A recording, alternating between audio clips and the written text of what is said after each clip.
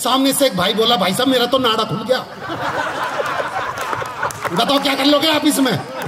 अगले दिन सुबह सुबह मैं बाथरूम में गया तो भैया तो सामने के शीशे पे चिपके पड़े थे, चाचा वॉश बेसिन पे चिपके पड़े थे, और ताली तो अब इस बात पे बजा देना, फूफा कमोड पे लगे पड़े थे। तो मुनीश वर्मा जी 150 किलो के चक्कर में ये भूल गए मैं आदमी या औरत। जैसे बोला मुनीश जी आप उठा देना, मुनीश जी वो मैं मेरा तो 7वां महीना चल रहा है। अच्छा, बाबा रामदेव कहते हैं कि अगर आप खुल के हंसते हो तो आपके शरीर की 85,000 नाड़ियां खुल जाती हैं। 85,000 नाड़ियां खुल जाती हैं। एक दिन मैं एक मंच पे यही बोल रहा था कि अगर आप खुल के हंसते हो तो आपके शरीर की 85,000 नाड़ियां खुल जाती हैं। सामने से एक भाई बोला, भाई साहब मेरा तो नाड़ा खुल गया, बताओ क्या कर लोगे आप इसमें। हम तो किसी लायक नहीं। एक तांत्रिक का एक राजकुमारी के ऊपर दिल आ गया, उस तांत्रिक को लगाया इस राजकुमारी की शादी तो मुझसे होनी चाहिए, तो उसने एक मंत्र को अभिमंत्रित किया, उसमें जाप और मंत्र पढ़े, और फिर उस राजकुमारी की दासी से बोला कि जा अपनी राजकुमारी को जाके दे दे, उसकी सुंदरता और बढ़ जाएगी इसको लगाने से। वो दासी उस सेंट को लेके जा रही थी, तभी रास्ते में उसे ठोकर लगी और वो सेंट की शीशी टूट के एक भैंस के ऊपर जा गिरी। अब इधर घर पे बैठा हुआ तांत्रिक बोला, जिस पे भी वो सेंट गिरा हो वो मेरे गले आके लग जा। मेरा साहब भैंस उठी और छाती बचा के गिर गई। मैं और दीपक जी परसों उसकी 13वीं मना के आए हैं भाई साहब, और ताली आप अब भी नहीं बजा रहे हो, क्योंकि सावन में जिस पेड़ पे घोंसला हो जाता है, पतझड़ में वही पेड़ खोखला हो जाता है, और हाथ पे हाथ रख के बैठने वालों आपकी तालियों से किसी का हौसला हो जाता है। आपने सर रिस्पॉन्सिबिलिटी देखिए, आपने जिम्मेदारियां निभाई हैं। बिंदी का बड़ा महत्व होता है भाई साहब। जिस महिला की बिंदी जितनी मोटी होती जाएगी वो महिला उतनी खतरनाक होती चली जाएगी भाई साहब। मैंने घर में भाभी से पूछा, भाभी ये बिंदी ये माथे पे क्या लगा रखा है? कह रहे ये तुम्हारे भैया हैं। मुझे लगा होता होगा। फिर मैंने चाची को कहा, चाची की बिंदी उससे भी बड़ी भाभी की बिंदी से। मैं कहा चाची ये क्या है? कह रहे ये तेरे चाचा हैं। बुआ की बिंदी देखी सबसे बड़ी। मैंने पूछा ये कौन है? कह रहे ये तेरे फूफा हैं। मेरा साहब भाभी से पूछा तो भैया हैं, चाची से पूछा तो चाचा हैं, बुआ से पूछा तो फूफा हैं। अब अगले दिन सुबह सुबह मैं बाथरूम में गया तो भैया तो सामने के शीशे पे चिपके पड़े थे, चाचा वॉश बेसिन पे चिपके पड़े थे, और ताली तो अब इस बात पे बजा देना, फूफा कमोड पे लगे पड़े थे। आप में से जिम्मेदारियां सबने निभाई होंगी साहब। जिम्मेदारियां हर तरह की होती हैं।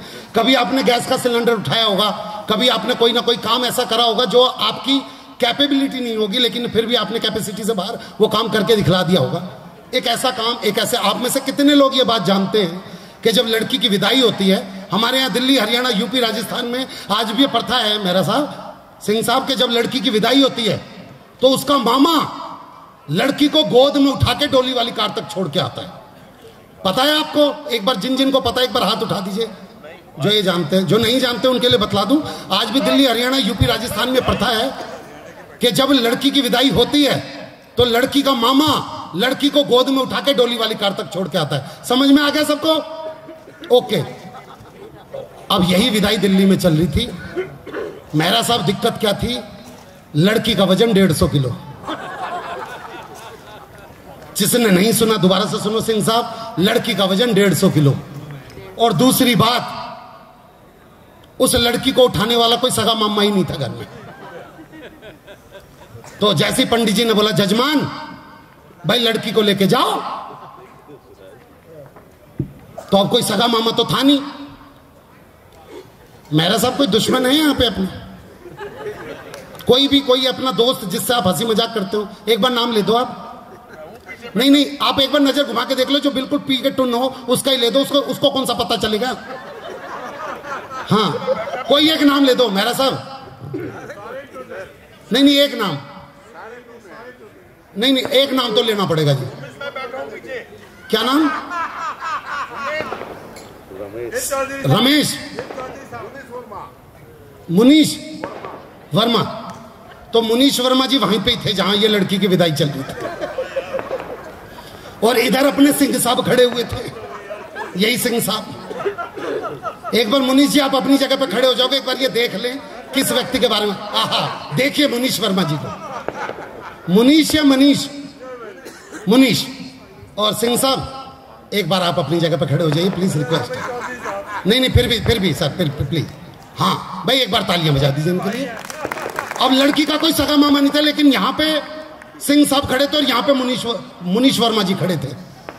तो जैसे पंडित जी ने बोला, अरे भाई लड़की को लेके जाओ, अब कोई सगा मामा तो था नहीं, तो पहले लड़की के बाप ने सिंह साहब से बोला, सिंह साहब जी बस आप ही उठा देते बस लड़की को।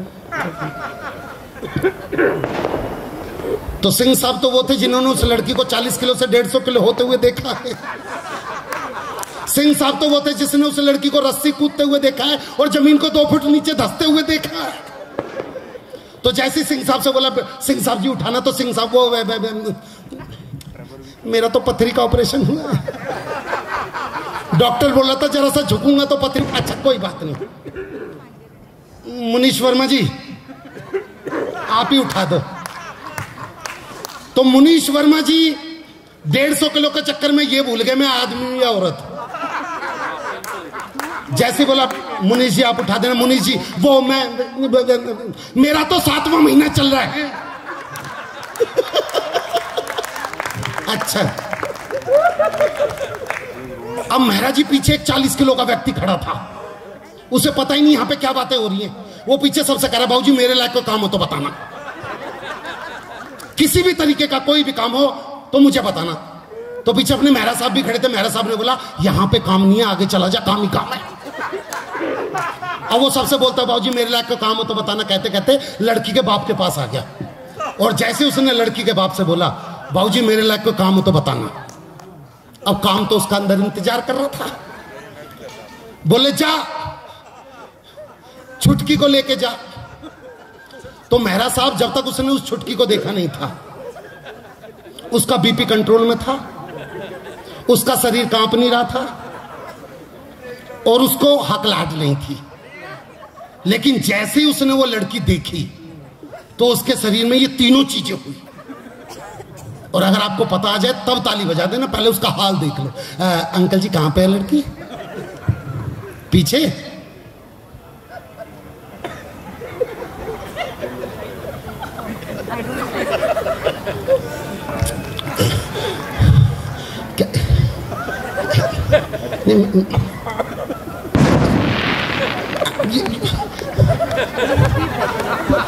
क्या करना है अंकल जी? उठानी है अंकल, ये छुटकी ना, ये तो मुटकी, और इसको उठाने में तो मैं खुद। पर सबने बोला नहीं बेटे देख, अब तूने बोल दिया, अब तुझे उठाना पड़ेगा। तो उसने उठाने की छोटी सी कोशिश की मेहरा साहब, तभी रीढ़ की हड्डी में से चटक की आवाज आ गई। पर भाई साहब हमारी ये मैडम जो पीछे बैठी हुई, ये आई, इनको लगा इससे उठ नहीं रहा 40 किलो वाले से। इन्होंने सुल्तान फिल्म का गाना गाया उसका कॉन्फिडेंस बढ़ाने के लिए। खून में तेरे मिट्टी, मिट्टी में तेरा खून, ऊपर अल्लाह नीचे धरती, बीच में तेरा जुनून। मेहरा साहब उसने उठा लिया। वो लड़की को लेके आधे रास्ते तक ही गया था कि लड़की के मन में फिर मम्मी के प्रति प्यार जग गया। वो उसकी गोदी से उतर के मम्मी कहती वापसी भाग के आ गई। लड़की का बाप बोला जा लेके करा, लेके आ मतलब अंकल जी उसे वो जो पॉपकॉर्न बेच रहा है वहां तक तो लेके आ गया था। कह रहा दोबारा से उठा, दोबारा से उठाने की कोशिश की, नहीं उठ रही। तो अब की बार सिंह साहब के बगल में जो मैडम बैठी है, सर वाइफ है आपकी, ये आई और इन्होंने मेरी जंग फिल्म का गाना गाया, अनिल कपूर वाली का।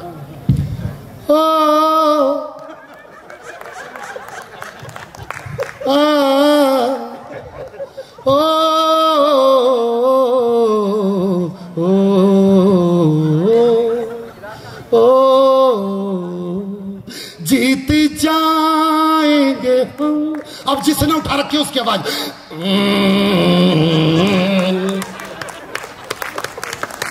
मैडम ने फिर आगे गाया, जीत जाएंगे हम तू अगर संग है। अब जिसने उठा रखी है उसकी आवाज, जिंदगी 2 कदम पे खत्म है। भाई अच्छा लग रहा है, एक बार जोरदार तालियों से समर्थन आना चाहिए। थोड़ा सा आगे बढ़े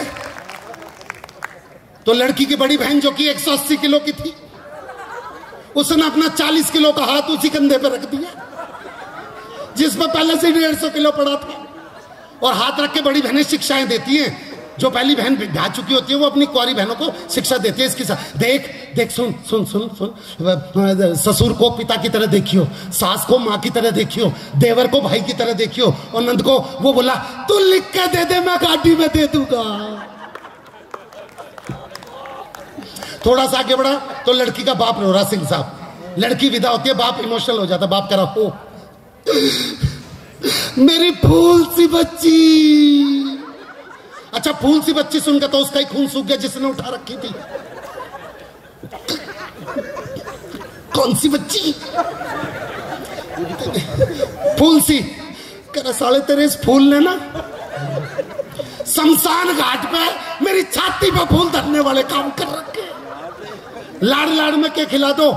थोड़ा सा आगे बढ़ा तो जिसने उठा रखा था मेहरा साहब, जिसने उस लड़की को उठा रखा था, उसकी पत्नी और उसका लड़का वहीं पे ही खड़े, और पत्नी अपने पति की हालत देख के बोली आज नहीं बचेंगे ये तो गए। उसका ध्यान अपनी पत्नी की तरफ गया, बोला कौशल्या रो क्यों रही है? बोली एक तो तुमने 150 किलो उठा रखा और ये देहरादून क्लब वाले मिलकर ताली भी बजा रहे हैं। बजा दी ताली बजा दी। अब बता तू रो क्यों रही है? बोली रो नहीं तो क्या कर, या तो आज ये विदा हो जाएगी या फिर मैं विधवा हो जाऊंगी और रोना के यार। ऐसे में भी उसका दिमाग दे। बोला अगर मुझे कुछ हो जा तो अपने छोरे को दीपक गुप्ता से मिलवा दिया, अगले साल के देहरादून क्लब वाले प्रोग्राम में उसे भी कभी बना के ले आएंगे। थोड़ा सा आगे बढ़ा तो लड़की की बुआ आ गई। लड़की की बुआ जिसने उठा रखी थी 40 किलो वाले ने, उससे भी 2 किलो कम, 38 किलो की बुआ, उससे खड़े होकर रोया नहीं जा रहा। तो वो जमीन पे लेट के उसी के दोनों पैर पकड़ लिए जिसने लड़की उठा रखी थी। अब उसके दोनों पैर पकड़ के बोली मैं मर जाऊंगी, मैंने इस बेटी को बड़े लाड़ से पाला है, इसे मत लेके जाओ, मैं मर जाऊंगी, मैं यही मर जाऊंगी। वो बोला देख यो हाथ से छूट के तुझ पे गिर गई ना तो सच में मर जाएगी। बुआ साइड में खड़ी होगी। थोड़ा सा आगे बढ़े तो एक पंडित जी आए, बोला जजमान मुझे लग रहा है इस लड़की को उठाने में बहुत ज्यादा कष्ट भोग रहे, मैं भी हनुमान चालीसा पढ़ देता हूं, आप इसे गेट तक लेके पहुंच जाओगे। वो बोला भाई महामृत्युंजय का जा पाता हो तो पढ़ दो एक बार। अब वो मेहरा साहब बिल्कुल गेट तक पहुंच गया, दून क्लब के गेट तक। उसकी आंखों में चमक के बस अब तो लड़की उतरने वाली है। जैसी वो ये सोच रहा था कि लड़की उतारू, पीछे से फिर किसी ने आवाज लगा दी, अरे भाई लड़की की दादी लड़की से कुछ कहना चाह रही है। बोला भाई मेरी सुपारी पारी ले रखी है क्या? अब लड़की की दादी है, लड़की की दादी भाई साहब 70 साल की हो चुकी थी। अब उसका रोने का स्टाइल है सब, कह रहा भैया ये तो ओपरा सिंगर है। कह रहा भैया बुजुर्ग हो रहा था, सांस फूल रही है। कह रहा किसी की उखड़ भी तो रही है। अब दादी ने रोना स्टार्ट किया। पहले की दादियां एक लाइन बोल के लड़की विदा कर देती थी, हो मेरी चिड़िया उड़ गई रे। बोला किसी के तोते भी तो उड़ा रही है। अब वो बिल्कुल गेट के बाहर लेके आ गया, काली गाड़ी खड़ी थी, उसके पास आके बोला बेटा जल्दी से दरवाजा खोल। उसका ड्राइवर बोला अंकल जी यो गाड़ी नहीं है, 6 गाड़ी छोड़ के। वो किसी तरीके से छठी गाड़ी तक पहुंचा, उससे बोला बेटा जल्दी से दरवाजा खोल। उस छठी गाड़ी का ड्राइवर बोला अंकल जी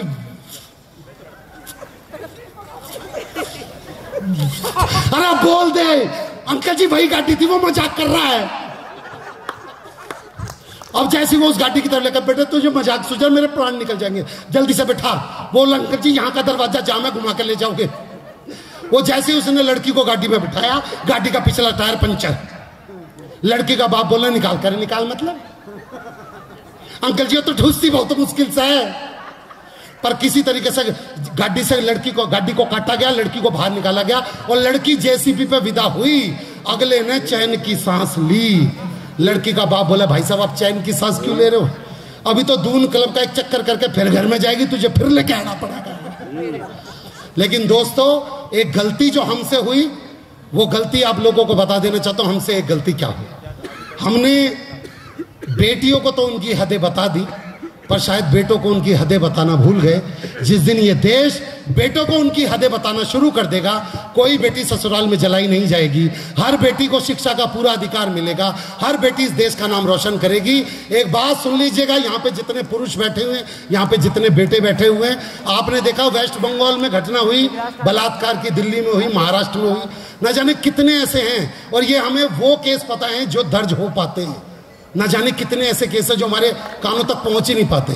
लेकिन मैं यहां बैठे हुए हर एक पुरुष से, हर बच्चे से, हर लड़के से बस एक बात बोलूंगा, मैं समस्या ही समस्या चारों ओर है, मैं समाधान की 4 पंक्तियां देके अपनी जगह पे बैठना चाहता हूं। वो समाधान क्या हो सकता है, तो वो समाधान पुरुष, बेटा, लड़का, बच्चा सब मिलके सुनिए कि खुद अपने चरित्र पर ही मूंग दल रहे हो तुम, खुद अपने चरित्र पर ही मूंग दल रहे हो तुम। मैं समाधान की 4 पंक्तियां बता रहा हूं।